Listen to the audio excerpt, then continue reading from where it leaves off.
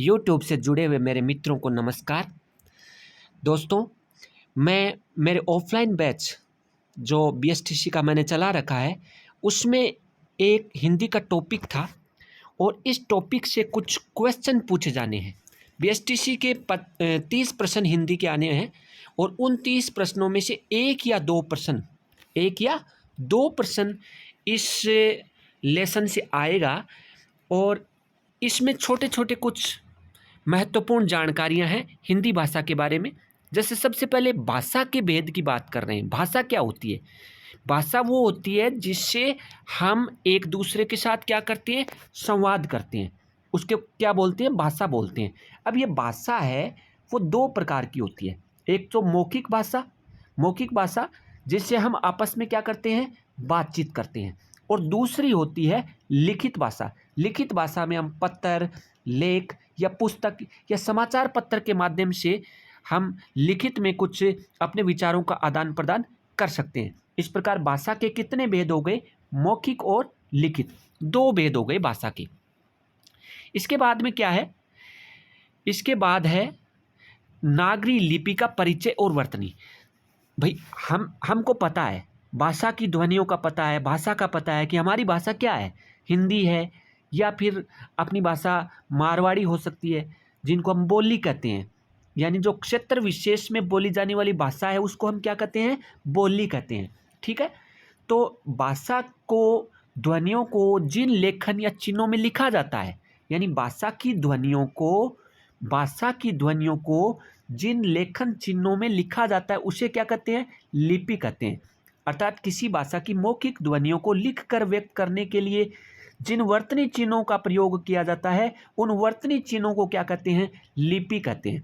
जैसे संस्कृत, हिंदी, मराठी, कोंकणी, गोवा, नेपाली आदि भाषाओं की लिपि क्या है? देवनागरी है। संस्कृत की, हिंदी की, मराठी की, कोंकणी, गोवा, नेपाली, इन सभी भाषाओं की लिपि क्या है? देवनागरी। अपनी हिंदी भाषा की लिपि भी क्या है? देवनागरी है। इसी प्रकार अंग्रेजी भाषा की लिपि है रोमन, पंजाबी भाषा की लिपि है गुरुमुखी और उर्दू भाषा की लिपि है फारसी। उर्दू भाषा की लिपि कौन सी है?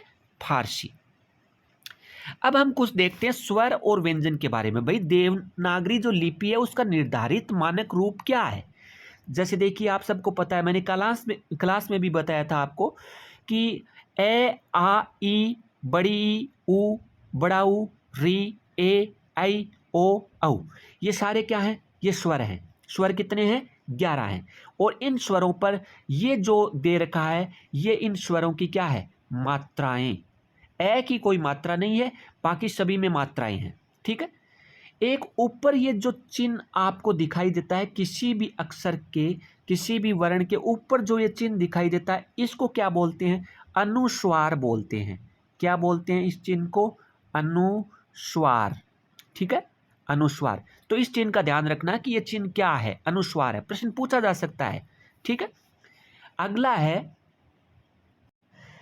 अगला जैसे इससे शब्द भी बनते हैं। अंश शब्द बन गया, अंदेशा बन गया, संपदा बन गया, हंस शब्द बन गया।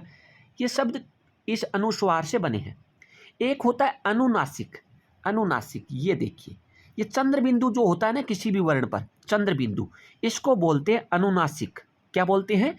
अनुनासिक बोलते हैं। जैसे हंसना, धुआं, चांद, इन सब पर क्या है? ये अनुनासिक है। एक होता है विसर्ग। क्या होता है? विसर्ग।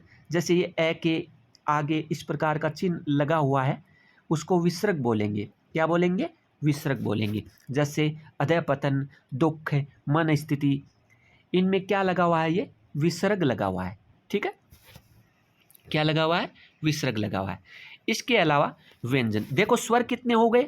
स्वर 11 हो गए। अनुनासिक का आपको पता चल गया, ये चिन्ह है। अनुनासिक में क्या है? ये चिन्ह है। ठीक है। अनुस्वार में कौन सा चिन्ह है? अनुस्वार में ये है चंद्र बिंदु। अनुस्वार में क्या है? चंद्र बिंदु है। इसी प्रकार ये चिन्ह किसका हो गया? ये चिन्ह हो गया विसर्ग का। ठीक है। अब व्यंजन। व्यंजन होती है 33। एक कै की सीरीज होगी, कै ख ग घ से। एक च की सीरीज होगी, च छ ज ज ये से। ट की सीरीज होगी, ट ठ ड ढ। ठीक है। ढ, अण, तय की सीरीज हो गई, पै की सीरीज हो गई, और इसके अलावा ये रलव है, से है। ठीक है। अब एक होता है संयुक्त विजन। यहाँ से प्रश्न उठते हैं, पिछली बार यहाँ से प्रश्न उठा है।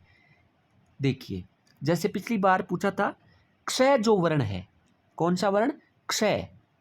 क्षय ये कौन से वर्णों से मिलकर के बना है? कौन से वर्णों से मिलकर के बना है? क्षय, क और श से मिलकर के बना है। ठीक है। तो इस प्रकार संयुक्ताक्षर, यहाँ से प्रश्न पूछा जा सकता है कि संयुक्ताक्षर कौन से है।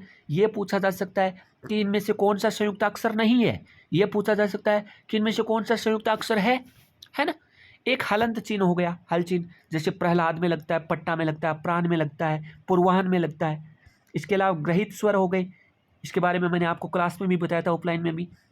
क के नीचे ख ग, तीन तो ये हो गई, क ख ग, और एक ज और एक फ। ठीक है। अंग्रेजी भाषा में ग्रहित स्वर जैसे doctor, cottage, college, doctor, cottage, college. ठीक है। इसके अलावा कुछ ध्वनियाँ होती हैं फारसी से। फारसी से ग्रहित ध्वनियाँ कौन सी होती हैं? जैसे गरीब हो गई, गजल हो गया। ठीक है। गरीब, गजल, फन, कौम, खत, ये 5 जो शब्द हैं वो फारसी से लिए गए हैं। ठीक है। तो याद रखने योग्य कौन कौन सी बातें हो गई इसमें? हम अपनी बात एक दूसरे के साथ किस माध्यम से पहुंचाते हैं? अपनी बात एक दूसरे के पास भाषा के माध्यम से पहुंचाते हैं। भाषा के कितने रूप हो गए? मौखिक हो गया और लिखित हो गया। मौखिक भाषा को लिखने के लिए जिन लेखन चिन्हों का प्रयोग किया जाता है उसे क्या बोलते हैं? लिपि बोलते हैं। ठीक है। भाषा जो सीमित क्षेत्र में बोली जाती है, स्थानीय रूप से इसको क्या कहते हैं? बोली या उपभाषा कहते हैं। ठीक है। इसके अलावा हिंदी की 18 से 22 बोलियां हैं। कितनी है? 18 से 22। 5 उपभाषाएं हैं। एक पश्चिमी हिंदी, एक पूर्वी हिंदी, एक राजस्थानी, बिहारी, पहाड़ी। ठीक है। ये 5 उपभाषाएं हो गई। भाषा को शुद्ध लिखने और बोलने संबंधी जानकारी देने वाले शास्त्र को क्या कहते हैं? व्याकरण कहते हैं। और हिंदी भाषा की लिपि क्या है? देवनागरी लिपि है। ठीक है। जैसे प्रश्न बनते हैं इस प्रकार से बनते हैं, देखिए, राजस्थानी की बोली नहीं है, निम्नलिखित में से राजस्थानी की बोली नहीं है। मेवाड़ी है, मारवाड़ी है, मेवाती है, अवधी नहीं है। कौन सी नहीं है? अवधी नहीं है। सही हो जाएगा। सीमित क्षेत्र में बोली जाने वाली भाषा के स्थानीय रूप को क्या बोलते हैं? राजभाषा नहीं बोलते, राष्ट्रभाषा भी नहीं बोलते, क्या बोलते हैं? संपर्क भाषा भी नहीं, उपभाषा या बोली बोलते हैं। सीमित क्षेत्र में जो भाषा बोली जाती है उसे क्या बोलते हैं? उपभाषा या बोली। इसके अलावा निम्नलिखित में से किसकी लिपि देवनागरी नहीं है? भाई नेपाली की देवनागरी है। ठीक है। हिंदी की भी है। ठीक है। पंजाबी की नहीं है। पंजाबी की जैसे कि हमने पढ़ा था गुरुमुखी लिपि है ना। पंजाबी की लिपि देवनागरी नहीं है। संस्कृत की क्या है? देवनागरी है। तो इसमें नहीं है। सही उत्तर कौन सा हो गया? पंजाबी। नहीं है पूछा है। खड़ी बोली हिंदी के किस स्वरूप से निकली है? खड़ी बोली हिंदी के पश्चिमी हिंदी से निकली है। किससे निकली है? पश्चिमी हिंदी से। तो इस प्रकार के प्रश्न 1 या 2 प्रश्न आएगा। 30 प्रश्न आपके हिंदी के आएंगे बीएसटीसी में, उनमें से 1 या 2 प्रश्न किससे रिलेटेड आएंगे? इनसे रिलेटेड आएंगे। एक देखिए, ये है वर्ण होते हैं। वर्ण के बारे में पढ़ लिया हमने। 11 स्वर, 33 व्यंजन और टोटल 44 वर्ण हो गए। ठीक है। इसके अलावा 4 संयुक्त अक्षर भी हो गए। वर्णों के मेल से क्या बनते हैं? शब्द बनते हैं। शब्दों के मेल से क्या बनता है? वाक्य बनता है। वाक्यों के मेल से क्या बनता है? भाषा बनता है। अतः वर्ण ही भाषा का क्या हो गया? मूल आधार। भाषा का मूल आधार कौन सा हो गया? भाषा का मूल आधार हो गया वर्ण। क्या हो गया? वर्ण। और हिंदी में वर्णों की बात करें तो कितने हैं? 44 हैं, जिनमें से 11 स्वर, 33 व्यंजन। ठीक है। अब मुंह से उच्चारित होने वाली ध्वनियों को लिखे जाने वाले इन लिपित चिन्ह वर्णों को 2 भागों में बांट दिया गया था। हमने पढ़ लिया। 11 तो स्वर हैं, 33 व्यंजन है। अब देखिए, स्वर क्या है? जो वर्ण बिना किसी दूसरे वर्ण की सहायता के बोला जा सकता है वो स्वर है। जैसे ए है, इसमें हमें किसी दूसरे वर्ण की सहायता की जरूरत नहीं पड़ती। यानी स्वर जितने भी हैं उनमें दूसरे वर्ण या स्वर की सहायता की जरूरतें नहीं पड़ती भाई। ठीक है। ये सारे क्या हैं? स्वर हैं। ए, आ, ई, बड़ी, उ, री, ए, आई, ओ, औ। ठीक है। अब आगे है, ये सभी ध्वनियां ऐसी हैं जिनका उच्चारण बिना दूसरी ध्वनि के ही किया जाता है। ठीक है। इनमें से 4 तो मूल स्वर हैं, ए, छोटी ई, छोटा ऊ, ठीक है। ये क्या है, मूल स्वर हैं या ह्रस्व स्वर, क्योंकि इनके उच्चारण में दीर्घ स्वरों से समय क्या लगता है, कम लगता है। क्या लगता है, कम लगता है। री का हिंदी में शुद्ध प्रयोग नहीं होने के कारण इसमें ये लगभग ये संयुक्त अक्षर सा हो गया, ठीक है। ये इससे मिलकर के बना है, ठीक है। जैसे ऋतु है, ऋषि है, ऋण है आदि कुछ शब्दों के लेखन में इसका प्रयोग मिलता है, बहुत कम शब्दों में इसका प्रयोग मिलता है। तो ये ए, ई, उ और ये ऋषि वाला री, ये 4 क्या हो गए, ये 4 हो गए ह्रस्व स्वर। क्या हो गए, ह्रस्व स्वर या मूल स्वर हो गए। क्या हो गए, मूल स्वर, ठीक है। ये 4 ह्रस्व स्वर या मूल स्वर हो गए। अब दीर्घ स्वर की बात कर लेते हैं। दीर्घ स्वरों में बाकी बचे हुए सभी 7 आ, ई, उ, ए, ऐ, ओ, औ, ये सारे किस में आ जाते हैं, दीर्घ स्वर में आ जाते हैं, ठीक है। इसके अलावा अंग्रेजी के इस ओ का उपयोग भी स्वरों में किया जाता है, डॉक्टर कॉलेज आजकल लिखने में प्रयोग होता है, ठीक है। व्यंजन, जो वर्ण स्वरों की सहायता से बोले जाते हैं। अब देखिए, व्यंजन में स्वरों की सहायता की जरूरत पड़ती है। मूल रूप से व्यंजन स्वर रहित होते हैं, मूल रूप से व्यंजन स्वर रहित होते हैं, लेकिन स्वर की जरूरत पड़ती है उनको बोलने के लिए। जैसे ये हो गई, ये सारे के सारे क्या है, व्यंजन है। अब देखिए प्रश्न कहाँ से उठता है, प्रश्न यहाँ से उठता है कि इनमें से कौन सा कंठे वर्ग है। तो कंठे वर्ग जो कंठ से बोले जाते हैं, जिनका उच्चारण स्थान क्या है, कंठ है। तो इसमें 1 2 तो ये स्वर आ गए, ए और आ, फिर क का पूरा वर्ग आ गया, क, ख, ग, घ, ड़, ठीक है, और एक विसर्ग है, ठीक है। ये सारे किस में आ गए, कंठे में। एक होता है तालव्य का, तालु का होता है, इसमें च वर्ग आ गया और स्वर आ गए 2, छोटी और बड़ी। बाकी च, छ, ज, झ ये आ गया और ये 2 आ गई, ये और श। इसके अलावा एक है मूर्धन्य, यानी जो मूर्धा से बोला जाता है, इसमें ट वर्ग पूरा आ गया, ट वर्ग पूरा आ गया। इसके अलावा ढ़, ढ, ऋषि वाला री आ गया, दूसरा से आ गया, आर आ गया, ये मूर्धन्य हो गया। एक दंते है, दंते में त वर्ग आ गया और ल से आ गया, ठीक है। एक ओष्टे है, इसमें प वर्ग आ गया और दोनों ऊ आ गए, ठीक है। ए, ऐ और ओ, ये कंठ हुए, दांत व ओष्ठ ये मिल करके बनते हैं, है ना। ए और ऐ कंठ और तालु दोनों से मिलके बनते हैं कंठे तालव्य। वह दंतोष्टे है और ओ और औ कंठोष्टे हैं। तो इन चीज़ों का ध्यान आपको रखना है।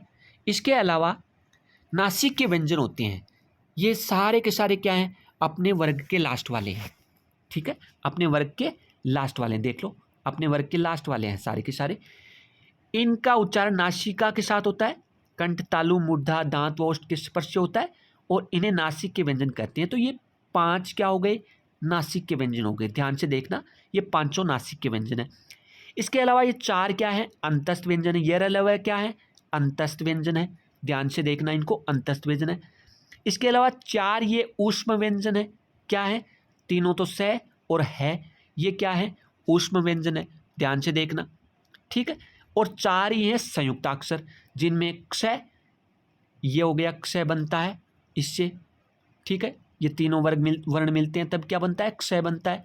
ये त्र और ये गे, ठीक है, ये 3 हो गए और एक श्रय।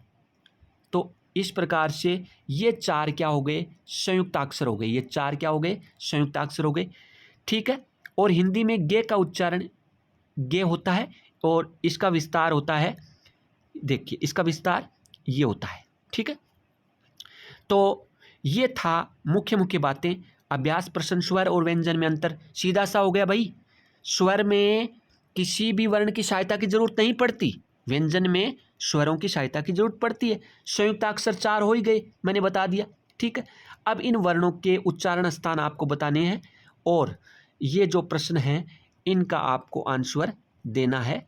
कल मेरी जो ऑफलाइन क्लास होगी उनमें इन सभी प्रश्नों के उत्तर आपको अच्छे से आने चाहिए। और यहाँ से मैं आपको बता देता हूँ कि 1 या 2 प्रश्न हिंदी में यहाँ से आएगा। तो आप अच्छी तरीके से इस टॉपिक को पढ़ेंगे। मैंने ग्रुप पर इसकी PDF फाइल भी भेज दी है। तो उम्मीद करता हूँ कि यहाँ से आने वाले 1 या 2 प्रश्नों को कोई भी बच्चा गलत करके नहीं आएगा। धन्यवाद।